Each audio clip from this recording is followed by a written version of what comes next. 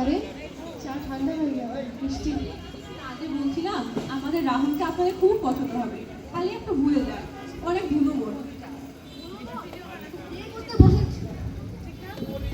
ভুলো মন বিয়ে করতে বসেছে, আর ভুলো মন আমাদের ভাগ্নি প্রিয়া ডাক্তারের মেয়ে, নিজে সে ইঞ্জিনিয়ার, অনেক ভালো ভালো পাত্র এসেছে তার জন্য।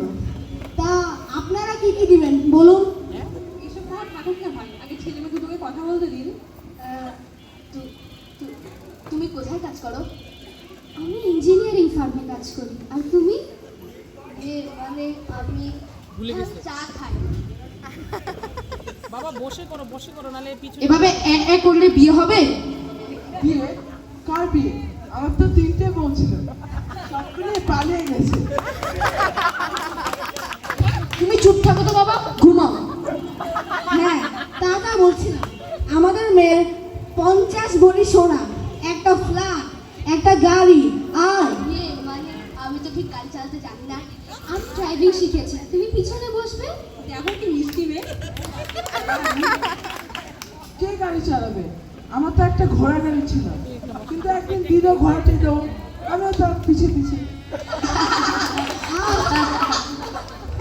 কাজের কথা থেকে সরে খালি এসব। আমাদের মেয়ের 40 ভরি সোনা,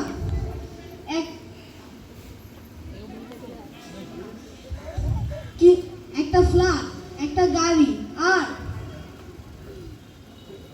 সবাই ভুলে যাওয়া এসি, ফ্রিজ, ওভেন। এসি? আমি তো এসি চালাতে পারি না। ফ্যান হবে? ফ্যান? সব টাকা চলে গেল মনে হচ্ছে, গাড়ি ভাড়া, মিষ্টি সব চলে গেল। শুনো, আমরা একটা সেটেল ছেলে চাই।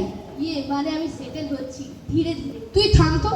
আচ্ছা মশাই, তখন থেকে আপনার ভরির কাহিনী শুনলাম, এখন নগদ কি দিবেন বলুন তো? সিদ্ধান্ত আজকেই লাগবে।